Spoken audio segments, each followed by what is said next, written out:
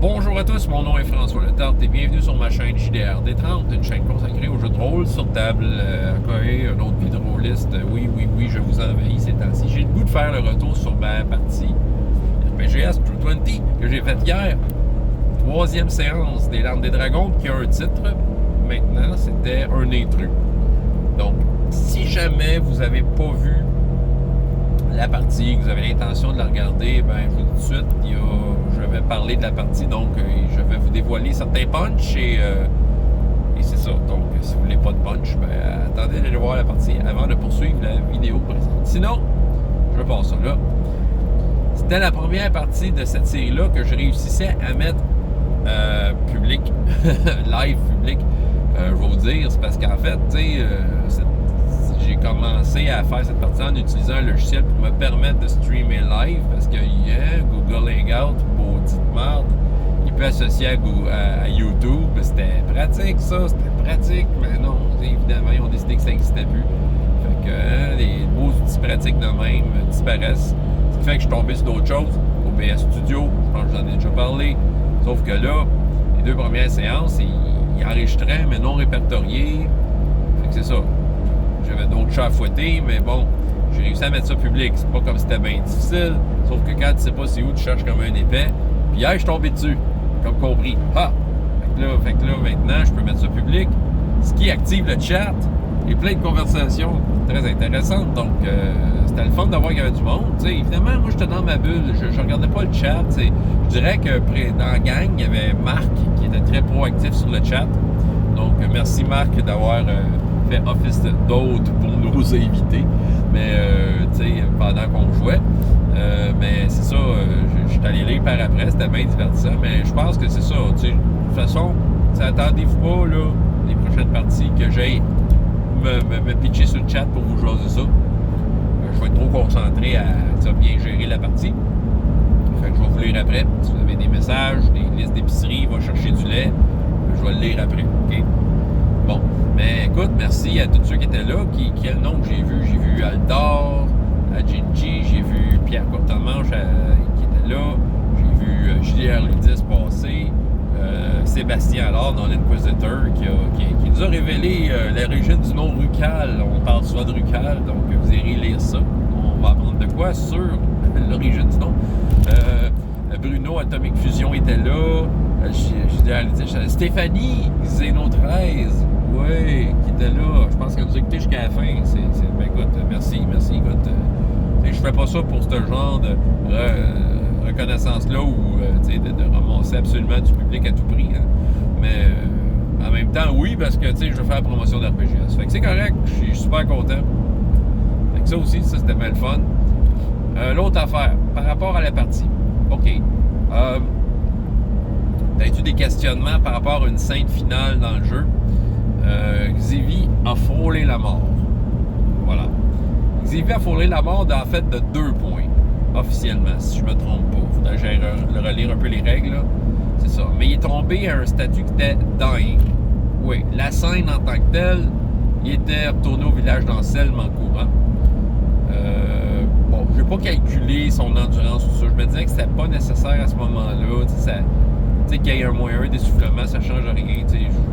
Je me dirais, à un moment donné, c'est des pénalités qui ça ne valent pas la peine d'être calculées si tu penses que tu restes d'égal à égal à ton au reste du monde. En tout cas, je me suis pas bordé de ça. Mais bon, à un moment donné, il s'est sauvé de quelqu'un qui voulait l'attaquer avec une hache, le vieillard demi-elfe qui a été introduit à la première séance, qui avait la demi-hache de Rurik, le nain qui les aimait pas bien, et qui courait après notre petit kobold pour le hacher.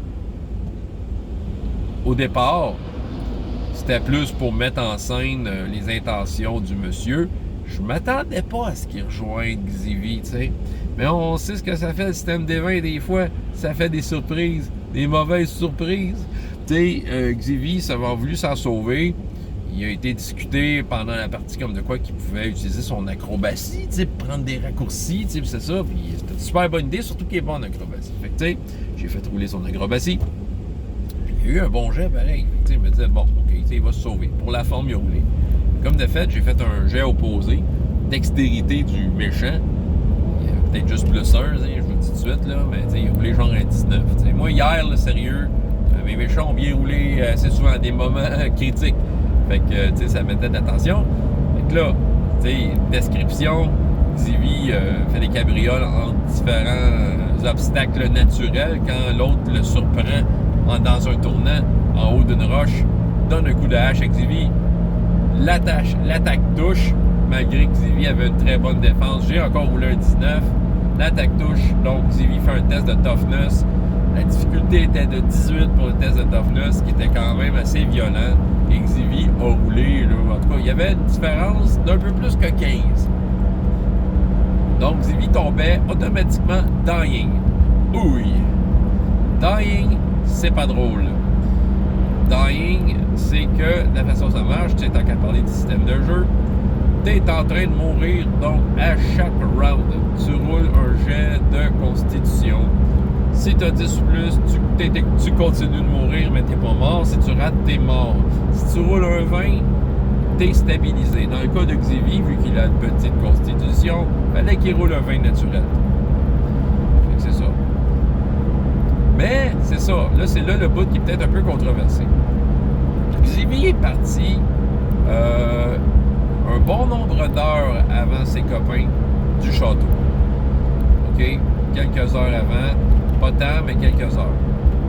Puis c'est ça. Fait que là, lui, il s'est comme poussé vers le village. Il y a peut-être de quoi qui est un peu illogique, mais c'est pas grave. Ça faisait film. Puis mon but, d'ailleurs, je vais vous le répéter, mais mon but là-dedans, c'est que ça fasse un peu film, comme si on était dans un film, tu sais.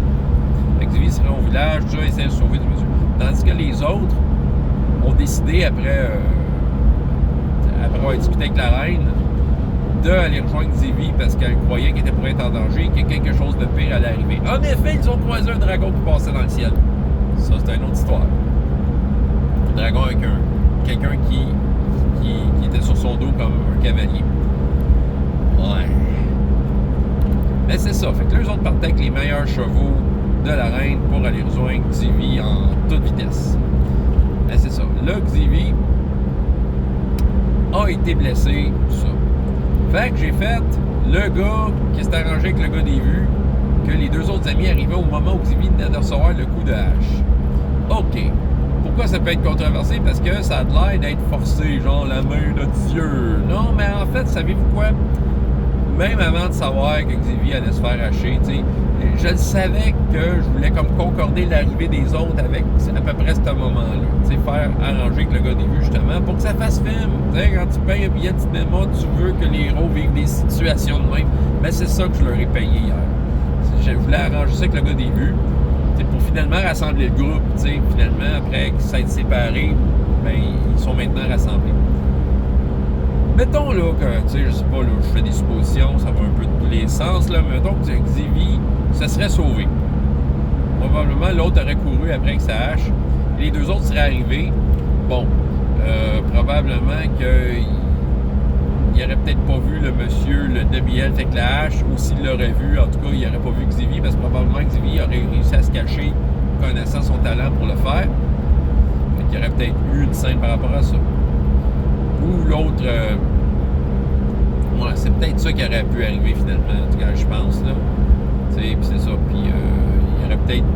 Mais, tu sais, le monsieur avec la hache, lui, c'est son intention, c'était de se sauver. Parce que Crew 20, c'est violent. Contre un adversaire comme Xavi, tu sais, il était game de partir après avec sa hache, mais contre deux autres, il n'était pas sûr, son intention de s'en aller.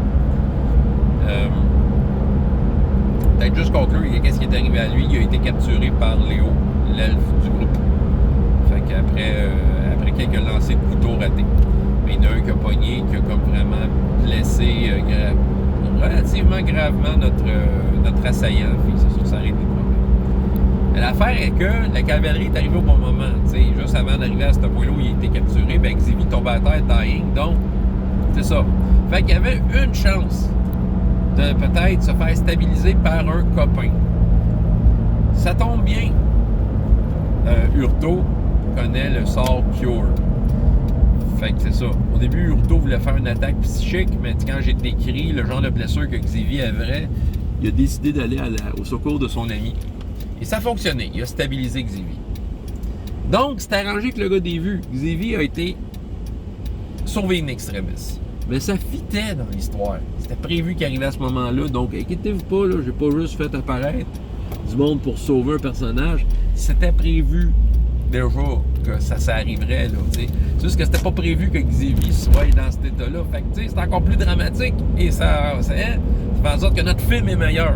Là, notre amitié entre Xavier et Rousseau va augmenter grâce à ce sauvetage in extremis. Fait que c'est ça. Puis, tu sais, en même temps, point de vue histoire, même si c'est le genre de fin qui peut arriver, c'était pas comme le genre de combat assez épique pour que ça arrive. Quoique, si Xavier aurait été seul, mettons que... Là, c'est arrangé que le gars des vues que les autres arrivent, mais mettons que dans l'histoire, si on recule un peu, les deux autres auraient décidé de rester au château et de ne pas poursuivre Xavier. Xavier aurait été probablement tout seul au monde. Le méchant n'aurait probablement pas venu à son secours. Puis, je doute que les gens du village d'Anselme soient venus à la rescousse. Ils viennent de voir passer un dragon, ils sont paniqués, ils ont d'autres choses à faire que de guérir quelqu'un qui est à quelques lieues de leur village. Probablement même pas au courant qu'il est à quelques lieues de leur village en train de saigner. Fait que, en effet, Xavier aurait vraiment pu mourir hier. Parce qu'à un moment donné, il aurait raté un jet de constitution, à moins d'avoir eu un vin. Et ce qui rendait la chose dramatique, en fait, c'est qu'à True 20, avec un point de conviction, il aurait pu se stabiliser. Il n'en avait plus. Donc, Xavier a vraiment passé à ça de la mort. Mais grâce au destin et à la bonne étoile et le gars qui arrange les vues avec des éléments logiques, il a été sauvé. Donc, je n'ai pas sauvé les Xavier en tant que maître de jeu. C'est juste qu'il y avait un build-up d'événements qui faisait en sorte que ça donnait que là, dans ce que j'avais préparé pour la micro-scène, que Xavier aurait de l'aide, finalement. Ça a donné qu'il y avait de l'aide à ce moment-là. Autrement dit, il y a comme un peu le concours de circonstances qui fait que ça a marché. T'sais. Fait que moi, je suis satisfait de ça. Je trouve que ça fait une belle scène intense. Xavier qui aurait pu manquer son coup. T'sais, imaginez que Hurto rate son jet de cure, mettons, puis que là, Xavier soit obligé de faire un test de constitution, puis qu'il rate son test de constitution, Xavier aurait pu aussi mourir dans les bras d'Hurto. J'aurais pu faire une belle fin, j'aurais pu faire un famous last word avec le kobold, qui aurait probablement parlé de chocolat en mourant, ou de la reine. La Ligue est vivant, à notre plus grand plaisir, et il va être de retour la semaine prochaine. Ben, je voulais vous en parler de ça, parce que des fois, ça peut paraître comme la main de Dieu. Mais moi, je sais pas pourquoi. Je me suis déjà fait pointer du doigt des fois. « Ah, t'as arrangé ça pour sauver le personnage. » Non, c'est parce que je crée des situations extrêmes où les joueurs passent proche de mourir, mais où que les chances de s'en sortir sont là aussi, puis ça donne de même. Okay? Souvent, moi, c'est un addon que tu sais, toutes les situations sont mises en place pour faire en sorte que tout finisse bien pour les personnages. C'est souvent comme ça que ça arrive. Tu sais, j'utilise pas la main de Dieu, j'aime pas fudger ce genre d'affaires-là, mais on dirait que, je sais pas, tu sais, j'aime créer, tu sais, favorablement faire rencontrer des situations qui peuvent aider les personnages et qui font film. Mais après ça, les dés font beaucoup. Là. Les dés auraient pu en décider différemment aussi, tu sais, c'est ça, j'ai pas fait un sauvegarde automatique. Fait que, tu sais, pour ceux qui disent « Ah oui, il est pas simulationniste au bout. » Non, j'aime ça les films. Tu sais, puis voilà, puis les circonstances. Tu sais, imaginez, comme je dis, si l'idée n'aurait pas été favorable, ça aurait fait film aussi. Une mort dramatique dans les bras de son ami. Et pas tout seul au milieu d'une place, au milieu de droches puis d'arbres, en train de se vider de son sang, puis de se faire dévorer par des chacals. Là, tu sais, non, ça aurait pu être glorieux, mais ce qui est glorieux, c'est que Xavier va être de retour la semaine prochaine pour notre plus grand plaisir. Donc, voilà, c'est ça que j'avais envie de vous raconter par rapport à cette scène-là. Et vous montrer un peu comment je vois ça, ce genre de scène-là. Je suis capable de créer de belles circonstances favorables pour donner un coup de pouce à l'histoire et aux joueurs. Ben, soit c'est arrivé. T'sais. Voilà, François Letard, JDR des 30. Jusqu'à la prochaine fois, il y a autant de plaisir dans la vie que dans les jeux. On vous